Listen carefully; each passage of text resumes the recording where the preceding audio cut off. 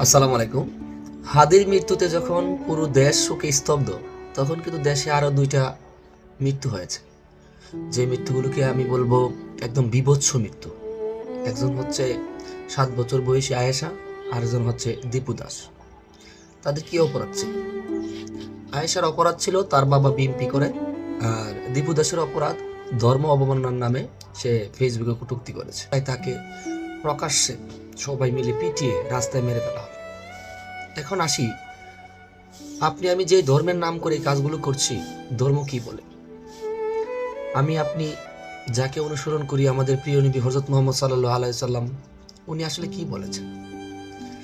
কোরআনে একটা আয়াত আছে, যদি তুমি নিরপরাধ কাউকে হত্যা করো, তুমি যেন পুরো মানব জাতিকে হত্যা করো। আপনি কি কোনো অপরাধীকে হত্যা করলেন না নিরপরাধকে হত্যা করলেন?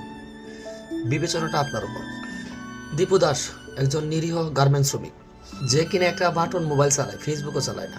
তার নামে এরকম একটা অভিযোগ আনা হলো, আর আমরা যাচাই বাচাই ছাড়া তৌহিদি, মানে নামমাত্র তৌহিদি জনতা আল্লাহ আকবার বলে তাকে মারার জন্য সবাই একসাথে হতে থাকলাম। একটু চিন্তা করে দেখুন, তার জায়গায় আপনি নিজেকে বসান। একটা মানুষকে মারার আগে তাকে চাকরিচ্যুত করা হলো, হাজার হাজার মানুষ দাঁড়িয়ে আছে তাকে মারার জন্য। এক পর্যায়ে কোম্পানি বাঁচার জন্য ফ্লোর ইনচার্জ হয়তো বা তাকে হাজার হাজার তৌহিদি, নামমাত্র তৌহিদি জনতার হাতে তুলে দিল। তারা তাকে নির্মমভাবে রাস্তায় পিটিয়ে মেরে ফেলল। শুধু তাতেই তারা ক্লান্ত হয় নাই, এই লাশটাকে ময়মনসিংহ ঢাকা মহাসড়কের পাশে রাস্তায়, মানে রাস্তার পাশে একটি গাছে ঝুলিয়ে আগুন ধরিয়ে দিল। তাকে মারার পর আল্লাহু আকবার, নারায়ে তাকবীর স্লোগান দিল।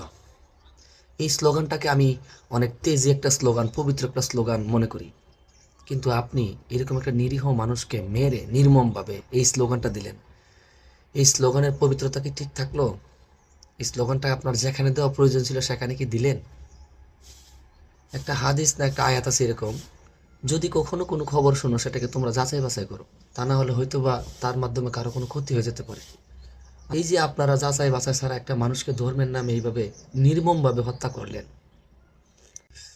ধর্ম কি মানুষ হত্যা করার লাইসেন্স দেয় নাকি মানবতা শেখায়? ধর্ম তো মানুষকে মানুষ বানায়, ধর্ম তো সমাজকে সুন্দর করে শান্তি নিয়ে আসে। আর সেই ধর্মকে আপনি হাতিয়ার বানিয়ে নিরীহ মানুষকে মারেন। কোথায় আপনার মনুষ্যত্ব? আপনি তো নরকের নিকৃষ্ট কীট।